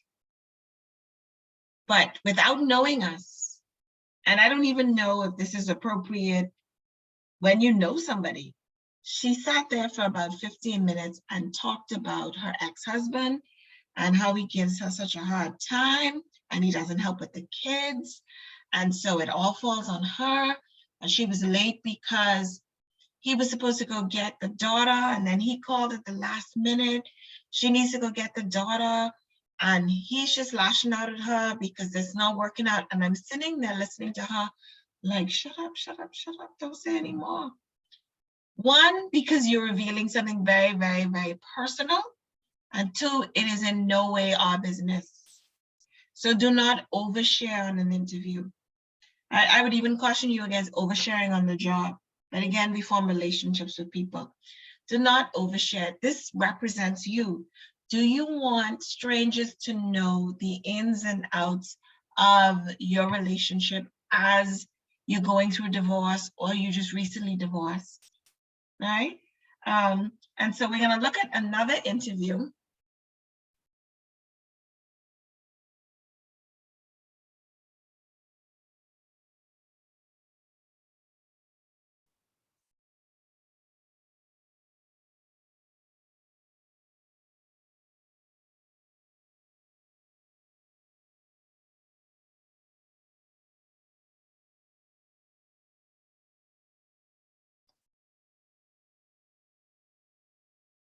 Okay.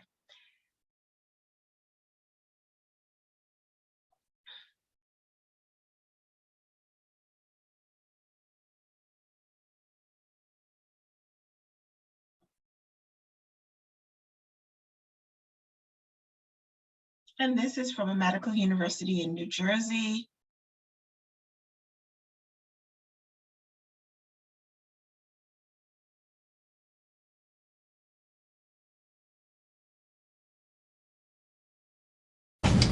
Hi, Miss Smith.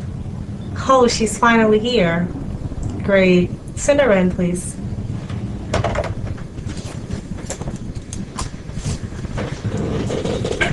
Morning.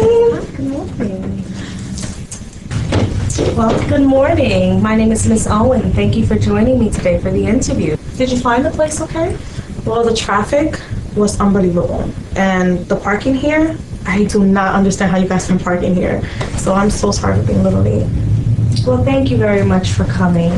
I see that you have applied for our office assistant position, correct? Mm-hmm. Okay. Now, let me tell you a little bit about this position. The position is in our Allied Health Professions School. It has over 35 different academic programs, and they serve a variety of students as well as faculty across many different counties in New Jersey. This position would pretty much focus on the student interaction as well as dealing with the basic needs of our faculty and students.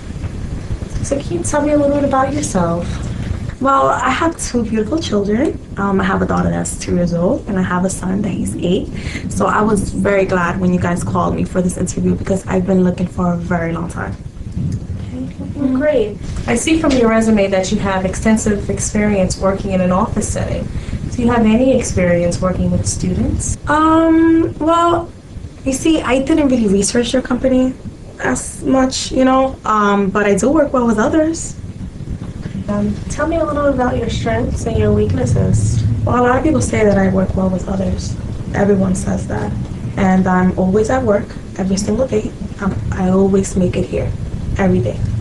I mean, when it comes down to my weakness, I would say that just sometimes, I'm saying all the time, but sometimes I am a little late just because I'm getting the kids ready for school in the morning, you know how that is. Mm-hmm. And I would say my computer skills, I'm lacking a little bit more knowledge on that. I should, I need a little more training when it comes down to that. But other than that, I'm fine. So what would your previous employer say about you? I mean, we had our differences, but at the end of the day, we got along, But I don't think he would say anything bad about me. I don't think so. All right, well, do you have any questions for me at this time? I think I'm fine. No, you know what? I do have a question in regards to my vacation time, my sick time, and my pay. Will you be able to answer that for me? Well, those are questions that Human Resources handle, and they handle that later on down the line. Okay. Any other questions for me? Not really. I mean, will you guys be calling me back anytime soon, or? Yes, we'll be in touch. Okay. Thank you very much. Okay.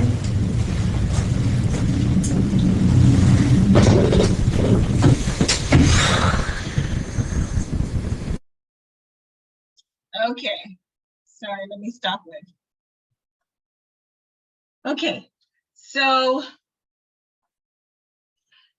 that video shows a little bit more of a reaction from the person doing the interview. In each video, we saw the interviewee doing the same thing, coming in and ignoring what is polite, which is to shake the person's hand, right? That's something that seems small, but can't be ignored. And Leslie noticed something that I didn't even notice. She was chewing gum. She was chewing gum. And in each case, you will see that the questions are all about how I can benefit. So I need to know my pay. I need to know about vacation time. And there are ways to ask those questions, but make sure you phrase them. Can I ask, what is the budget for this position? And it cannot be the only thing you ask, right? Couch it in questions that are designed to draw out or provide more information about the company, right? Clarity on the organization, clarity on the role, and then ask the budget. Don't come straight up and ask about your benefits, right? And each employee wanted to know about benefits. And she says, I was really glad you called me because I've been looking for such a long time.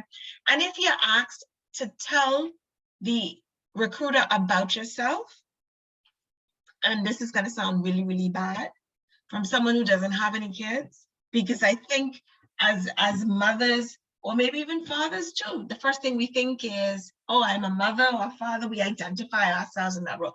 Talk about your skills. Talk about things that make you a great employee.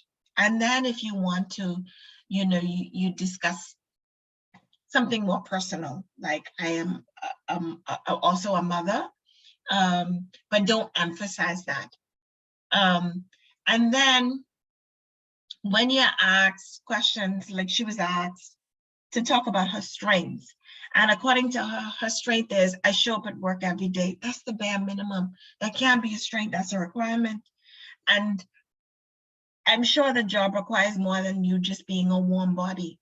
They just need someone to sit at a desk, and that person is you, no. Right? So a strength is not showing up every day. And for goodness sake, do not be late. Do not be late. Under very dire circumstances, a minute or two, if you're 20 minutes late to the interview, don't come. It's not going to go well. You're not going to get the job, right? Call and cancel. Because she shows up late to the interview and then reveals she has a problem with time. Oh, I didn't come late every day, but I have a problem with time. And as Bahamians, this is one of the biggest areas in which we fall down. Time. We're always running on Bahamian time, which for us is probably 5 or 10 minutes after we need to be where we're going. So we're gonna look at a good example. So that's our interview with Barbara. Let's see what she did to get it right, or how it could have gone better.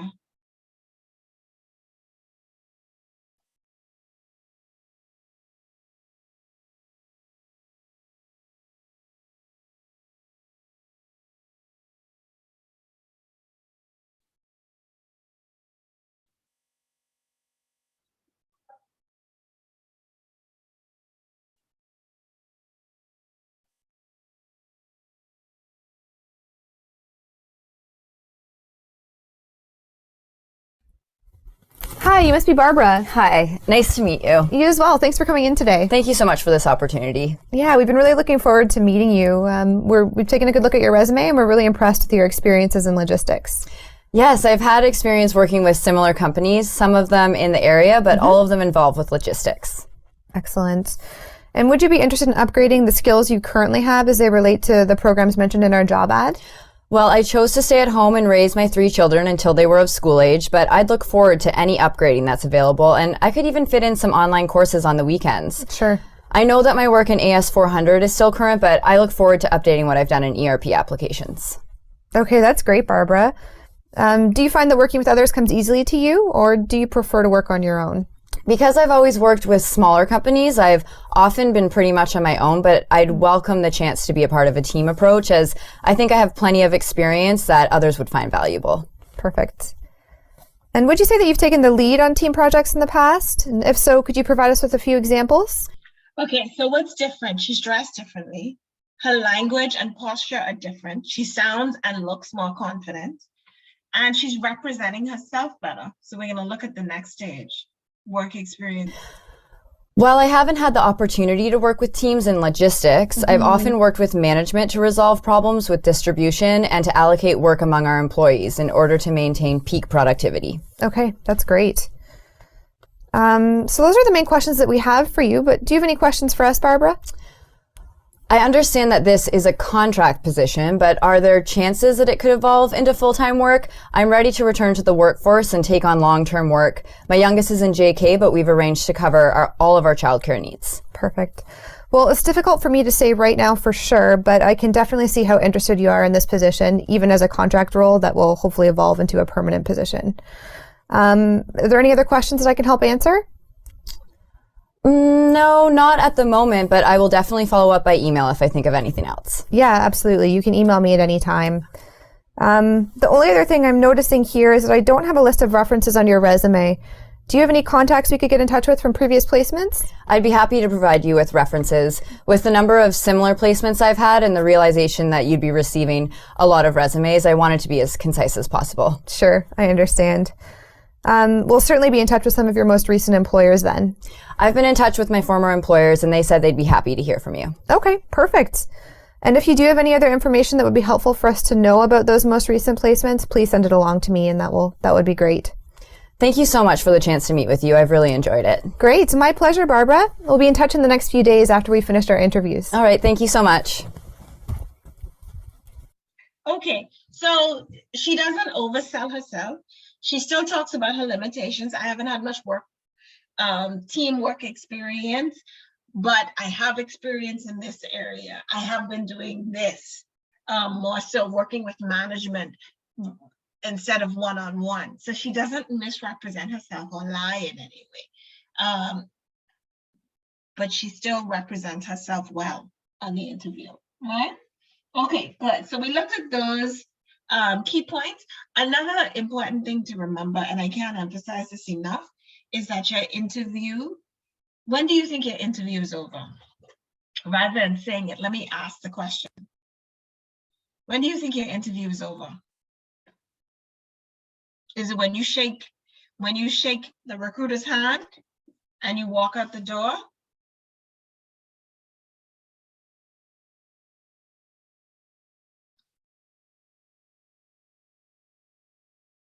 Once they call you to say if you get the job or not. Well, it ends before that, right? Your interview is over, the actual interview, when you are in your car on your way home. That is when your interview is over. So don't show your frustration in the elevator. If you didn't think it went well, don't show your frustration in the elevator on your way out of the building. Don't get too relaxed if you're waiting in the lobby, say you're waiting on a ride. Start talking loudly on the phone.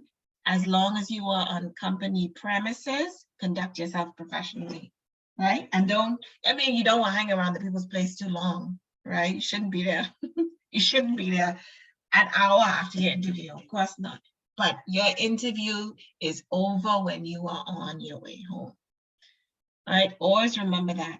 Now, after the interview, things that you should do. You should send a thank you email.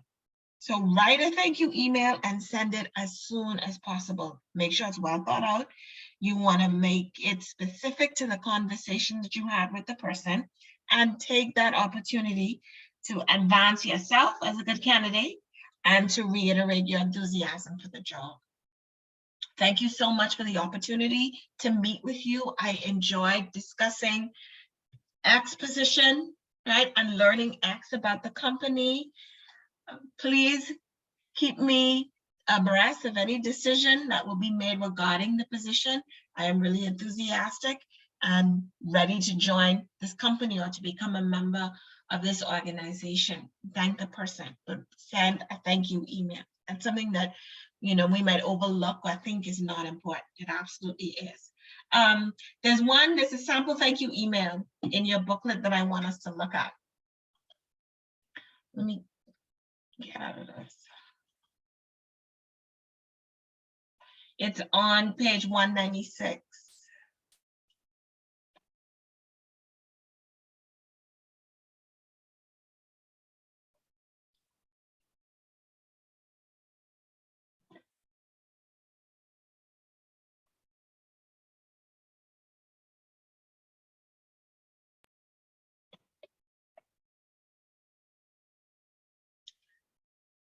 Class subject.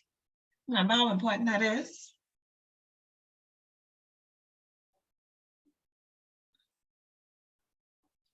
We have specifics from the conversation, specifics from the interview, and it ends by reiterating how much you would like the job and how excited you are about the position. I hope to hear from you soon. Right, that's very important. Don't think that this is unnecessary or not important. It again reminds them, and it's good form, right? Now, the big question. You had the interview. It's been 2 weeks. You haven't heard from them. Should you follow up? If you follow up, how many times should you follow up? There are things you could do afterward. And you have to get a feel for the people in the interview as well, right? Before you take these steps. So the things you could do, ask to connect on LinkedIn, right? LinkedIn is a very professional platform. Ask to make that connection on LinkedIn, and then continue to follow up until they tell you they hired someone else. I'll say that again. Continue to follow up until they tell you they hired someone else. Now, does that mean you should nag them? No. But reach out every so often.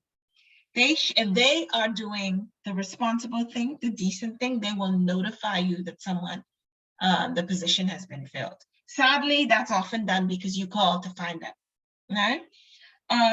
But continue to reach out. And if they do tell you they hired someone else, send a gracious thank you note and ask to be considered. All of this is still representing yourself, right?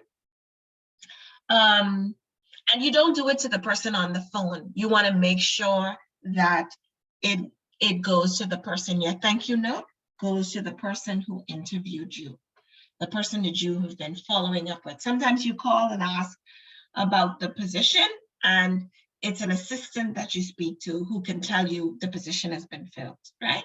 Still send a follow-up. There's a sample follow-up on the next page of your course text. So have a look at the sample follow-up. It's not pushy. It strikes the right note.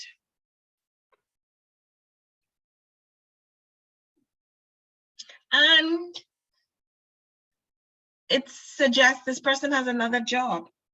I prefer to work with this company, but I'm being pressured. Now that, is a little bit controversial. Should you tell them? But be honest. If you have another position and you prefer to work in this other job, you could say that. I'm considering multiple job offers.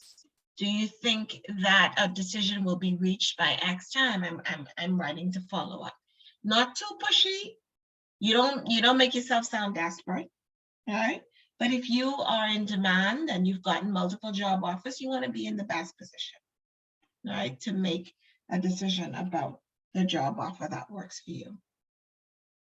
We tend to think of these things as bad form, or because we don't do them, we assume that they're not done. They are done.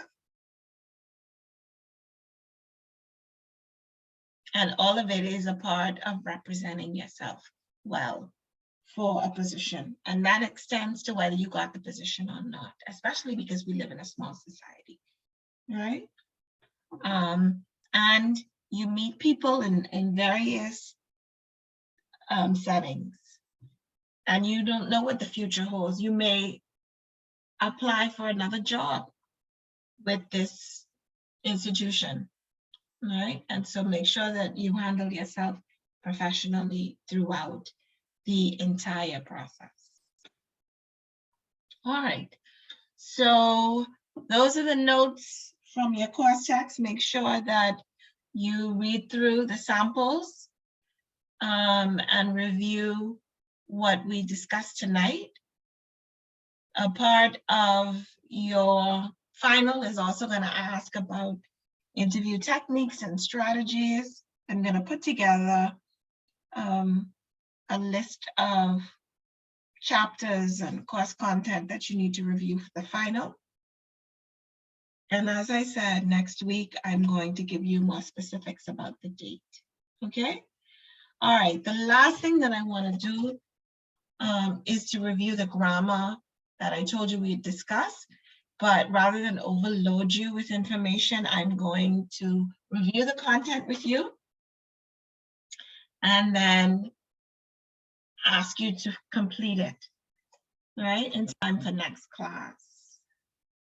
So as I said, for those of you that came in late, we're gonna continue our focus on grammar. I'm gonna send this to you at the end of the class. And I don't think I didn't send you the video on meetings. As I said, I have uploaded it to my YouTube page. I think you said Mr. Pratt didn't send it. I need to remember to send you that short lecture on meetings on the evening I was unable to attend class. I pre-recorded a lecture. All right, so avoiding common grammar errors, semicolons and colons. So we looked at the comma several weeks ago.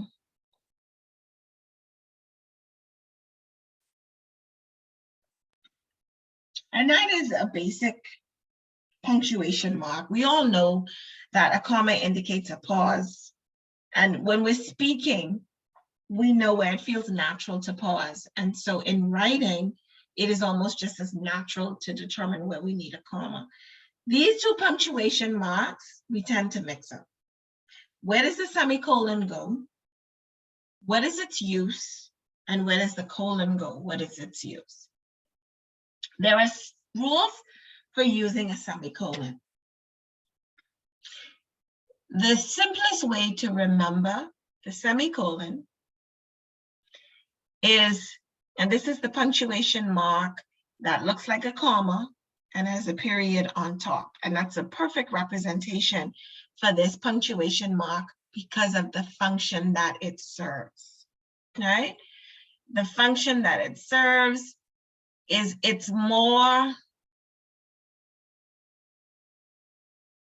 creates a stronger pause than a comma, and it does not create a strong pause as a full stop. So it is a blend of a comma and a full stop, and that's exactly how we make it, right? A semicolon looks like this. You have the comma and the full stop on top. So remember what I said. It's not as short a pause as a comma, not as long a pause as a full stop, or in terms of what it does in a sentence, the effect. So what does it do? You use it where you would use a period, but where the period has the effect of coming to a full stop, a semicolon connects ideas. I'll say that again, a semicolon connects ideas. You'd use it where you would a period, but it connects ideas. And so you don't just put a semicolon between two sentences throughout your essay because you just don't want to put a full stop. No, you use it where the two sentences are connected in terms of their meaning. They have to be short, so you don't join two long sentences with a semicolon. And you don't join two unconnected sentences with a semicolon. They're short, and one idea is connected to the idea expressed in the next sentence, right? Okay, so let's look at some examples. Where I use this semicolon, I could have used the full stop, but the effect would be two short sentences and would be very choppy. Some people use Tide laundry detergent. If I didn't use the semicolon, it would be full stop. Others prefer game. These two are connected. I'm drawing a comparison. I have two independent clauses, i.e. two sentences, i.e.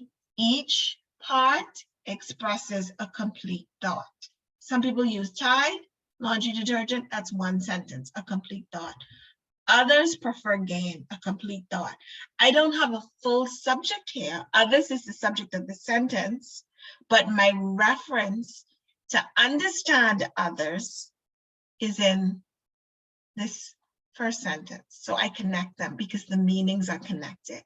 The others referenced here refers to the some people I mentioned here, right? So that's what I mean when I say short sentences where the ideas are connected, all right?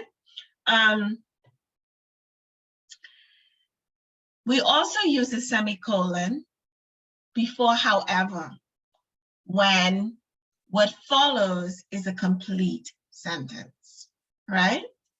I would have joined you at the party, comma, however, semicolon, sorry, however, comma, my parents did not give me permission to attend. This is a very distinct use of the semicolon. In order for it to be correct here, this has to be a complete sentence. If we have, however, used as a coordinating conjunction, right, instead of a conjunctive adverb, then we don't use the semicolon. And that sounds like I just spoke French. So what do I mean? When we have however, as a conjunction in the sentence and not as an adverb, we don't use the semicolon. Let me think of an example where we wouldn't use the semicolon before however.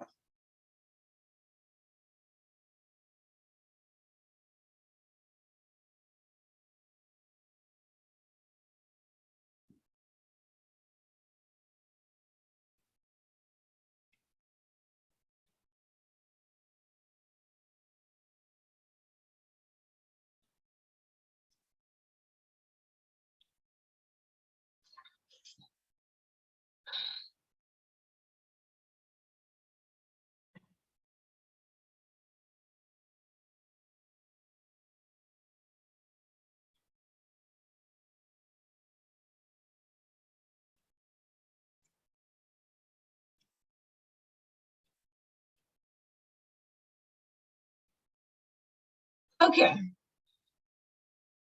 So this is the example. This example on screen shows what I mean when I say, however, is not functioning in the same way it does in this sentence. This is not a complete sentence, right? This is, so we have however used as an adverb here to join these two sentences, right? You can is not a sentence. And so however would be separated by a series of comma, not a semicolon, okay? So remember, we use a semicolon in place of a period. What follows is a sentence, what comes before is a sentence. And we put a comma after however anyway. And so this comma appears here, okay? So don't think whenever you see however in a sentence, you need a semicolon before and a comma after. No, it depends on whether however is used to join two independent clauses. And remember what an independent clause is. It means it's a sentence. It's independent. It expresses a complete thought or idea, right? Then you use it when there is a list, right? When you're announcing items or series in a list. So there are basically two ways to access the property. This is a colon. This example introduces very nicely uses of the colon, which we're going to look at next. But there are so many commas in this sentence and such mixed punctuation that for clarity here, I use the semicolon, right, to separate my clauses. There are basically two ways to access the property. This semicolon comes between the two ways. Take the highway, follow the map and road signs, which is long and tedious. And this is here, right? Refers to this first method, right? Or fly by helicopter, method 2. So we have a colon, we're going to talk about why in a minute. And then we have a comma here, but to separate the two ways, to separate the two ideas, we have a semicolon. And then a series of commas in the sentence otherwise. So what are the three ways to use the semicolon? And remember what I said, you think of it as stronger than a comma, not so strong a pause as a full stop, right? They each mean stop. A comma means stop. A full stop means stop, stop. A comma is a brief pause. So the semicolon is a kind of blend between the two. You use it to join two short sentences where the ideas are connected, right? You use it before however, right? When it functions as a conjunctive adverb, right? You have a sentence before and you have a sentence following. And then you use it when you have a series of clauses punctuated by commas, right? it divides the thought here 2 ways. And we have the colon because we're about to make an announcement. Way 1, sentence 1. Way 2, sentence 2. We have 2 sentences, connected ideas. So we don't put the full stop. We wouldn't start a sentence with or anyway. We don't put the full stop here. We use the semicolon. Now, the colon is a lot easier to identify and to determine when we should use it, but we don't use it often, right? When you're about to announce an idea that you want to emphasize, you use the colon. So that's why it's used here. We're emphasizing what comes next, right? When you're in dialogue, say you're reading a book, you'll see this, right? Or a play, you'll see this often with the colon. And 2 people speaking. And then when you're making a list, a long list, right? That is the definition of a list. A list is not 1 or 2 things, right? A list is several things combined, and you separate it by a colon, and then the list follows, okay? So bear in mind, the semicolon functions like a period, but 2 short sentences, not long sentences, and ideas have to connect. And the colon is basically to give emphasis, whether it's you're emphasizing instructions, you're emphasizing or separating the speaker from the word spoken, or you're emphasizing items in a list. The colon is generally meant to provide or give emphasis, okay? All right, so I'm gonna send this to you. There's focus on grammar. I've sent the rules of the comma to you already. And I want you to review it because a part of your final is going to be to discuss, well, to correct grammar errors. So I'm gonna send you a practice exercise that you use to reinforce what we just talked about. And there are also practice exercises in your book in chapter 4 of your course text. So if you want even more reinforcement, okay? All right, so that is all the information that I have for you tonight. Oh, let me look at your syllabus because you have your last assignment, your last 5-point assignment. Do I still have the syllabus open? Sure do. All right, so it is week 9. And your assignment, and you're going to be really excited about it, really excited. Your assignment is to update your resume. Update your resume and send it to me, not by March 16th. You know that you have until Sunday by 11:59 p.m. to submit your updated resume to me. So think of how practical this assignment is going to be and how helpful. Those of you who needed to upgrade your resume or update your resume and haven't, this is your opportunity. So I will look to receive those from you this week, Sunday by 11:59. I'm going to send the instructions. And that will be your last assignment in class. The next one, and they're starting in next week, the videos. So 1 and 2, 3 and 4, and then 5 on the 5th. Presentation 5, sorry, on the 12th. Your groups, at the bottom of your syllabus, you see your video and context assignments. Remember, these videos are worth 15% of your grade. So the classwork you've done, 25%, the video 15%, and your final 60%. All right, I'm going to repeat the groups for the benefit of those students who may have been absent when I first gave this information. Chanel and Ricardo, group 1. Leslie and Alexis, group 2. Courtney and Shanique, group 3. Danielle and Ellen, group 4. Dimitri and Crystal, group 5. Byron was not placed in a group. Byron, I think you were absent when we did this. I can assign you to a group now. See me after class, or we could talk about group 3 has the most space for a third person. It allows for a third person. So Byron, join group 3 with Courtney and Shanique. And those people in groups, I hope you've shared your contacts with your group members, because this assignment is planned outside of class, okay? All right, so that is it for tonight. Someone sent a message in the chat. That is it. I will see you next week. Please stay behind if you have questions for me. Otherwise, have a good evening.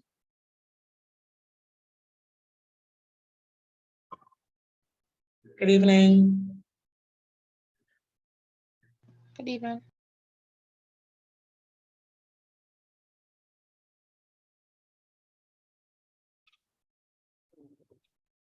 Good evening. Okay.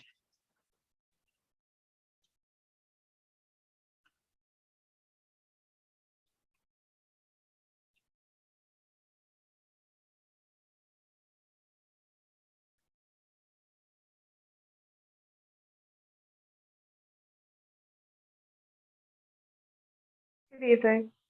Hi. You have a question? That's saying good evening. Oh, okay. Have a good one.